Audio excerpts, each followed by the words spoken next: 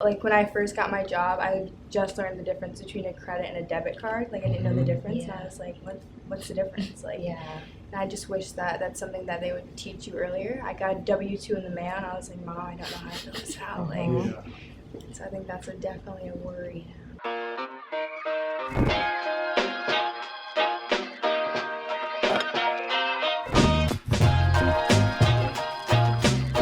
Welcome to We Are Family Fridays. This is episode 3, and today we're going to be having some fun with finances.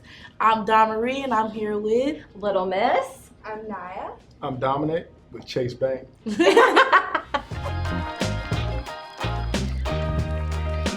When did you first start to associate a job with making money? I was about 7, 8, doing chores at the house, and got paid every Friday. So I look forward to Fridays. I think I remember like getting an allowance too and being like, oh, this is like, I'm making money. I'm doing some work and making money. Really more with like babysitting, because then you walked home with like some like more significant Right. than an allowance. But I guess I like allowance. I would do anything for like, my brother would throw me like $5 when I was younger. I'm like, ooh, what you want? I'm over there cleaning his shoes, washing the clothes, the dishes. I said, for $5, I'm going to have to do it. He was having you do his chores. Yeah, it was worth it. Like, $5. Yeah. 5 in your pocket. Yeah. You know what I could do with $5? And then, did someone in your family teach you about finances, or did you like start to learn by yourself?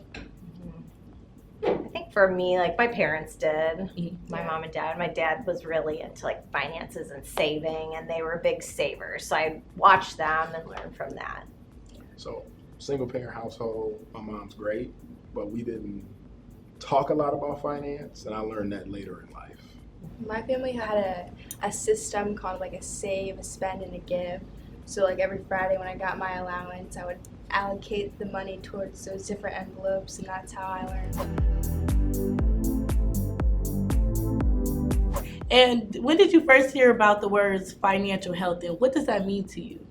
I think it's different for everybody, obviously. It means something different for each person. But for me, it's the ability to save, have a rainy day fund, have discretionary income, put money away for retirement, and to do it comfortably. So that's what it means to me.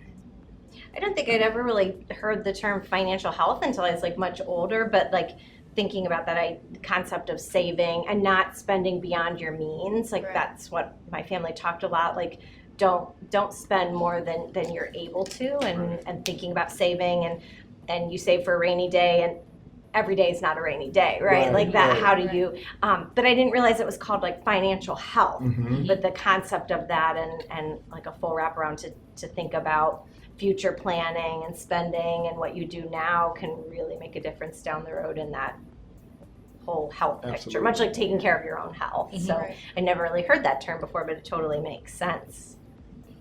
I feel like financial health is kind of similar to like your own health. The better you were in the past, the less you have to pay for in the future. Like if you treat your body right, you don't have to pay so much towards it in the future. So if you treat your finances right, you won't have to pay it much forward in the future.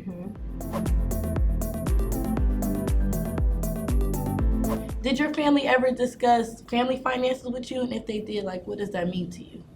I think my family was pretty open about it, like, because we'd like ask, like, why don't we go out to dinner all the time, or why don't we have why don't we spend in certain different ways? And you start seeing what like other kids are doing and how their families operate and what's happening. And I think we would start asking questions, and my parents started talking a lot about that. Well, it's like important we're saving for future, and that's important, and that idea of not spending beyond your means. So I think we would talk pretty openly about it, maybe more than some families talk about finances. Like in my house, we talk about it all the time.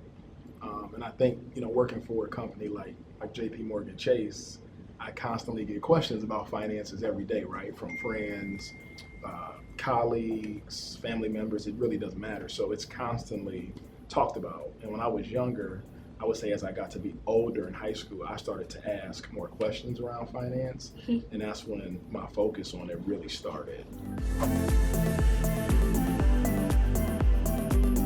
And are you more of a spender or a saver? And have that changed for you over the years? I'm an extreme saver, Mhm. and I think my family would call me the C word, cheap. Definitely. I used to be a really bad spender, but I think now that I'm about to go to college and just thinking about that, I've definitely been saving more. I'm with you. I'm an extreme Are you? saver. Yep. Yep. You save for a rainy day, and there's no rainy days. Absolutely. I'm a saver. I've always been like, my mom always called me like a little penny pincher in the family. And then if I can get something for $2 cheaper, I will do whatever I can. I'm cheap as well. Don't worry, we're classy cheap.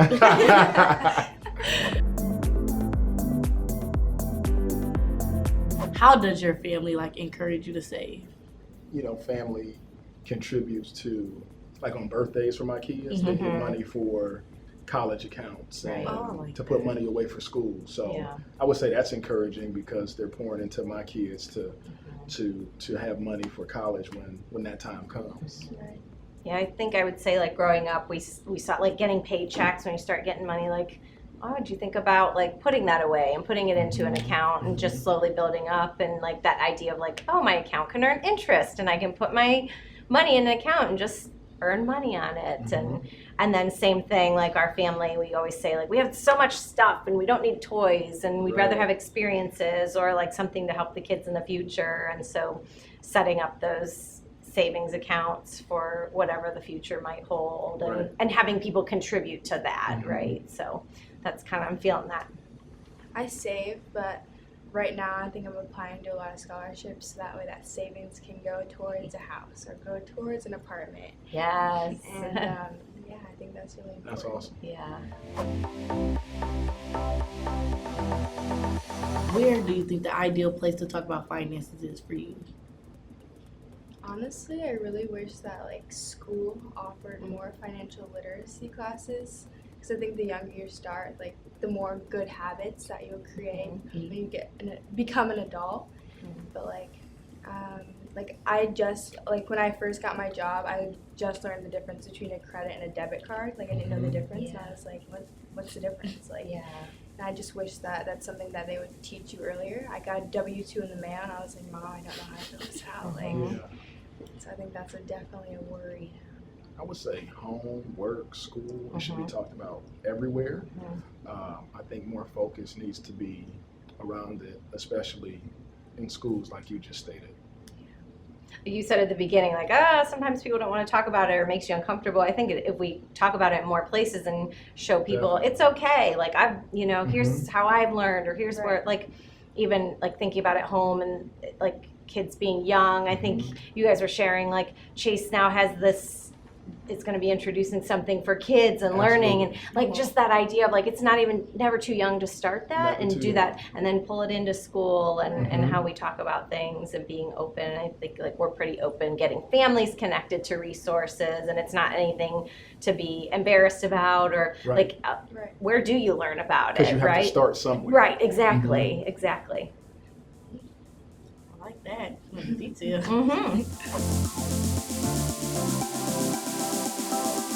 For our family, I know we have a goal is to be financially wealthy. We don't have to be like rich, but we do want to be able to like eliminate the worries for money, student loans, like you said, and everything else, so we can be able to be on our feet even at our lowest. It's financial health right there, right? That's Like, right. it's fun to hear like you guys are so young and thinking about that and like making sure that that's a priority. And as you think about going to college and kind of the rollout from there, I think sometimes people think like, oh, I can start saving later. And like I've learned so many interesting things about the earlier you do start saving and putting that away and the more benefits to that. Yeah. So I feel like you guys are so there as like young students.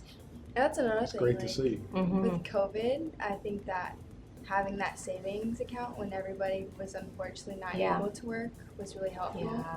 And just like thinking about college next year, like I'm gonna be studying, like I'm not gonna have time for a job, like so that's something I can fall back on. I agree with you said. I had got laid off of my job for like a few months, and I wasn't able to like receive unemployment because I didn't work long enough. So like my savings from the past, that didn't really helped. Yeah. So you got to like experience that right here and knowing like having that savings. So you had a and- rainy day fund. It was a rainy few months. What do they say? How much should be in your rainy day fund? It's different for everyone. Some people say 3 months. Some people say 6. Some people say a year. Yeah. It just depends. A year. Yeah. I guess the more you have, the more comfortable you'll feel and can be Definitely. and promote your financial health.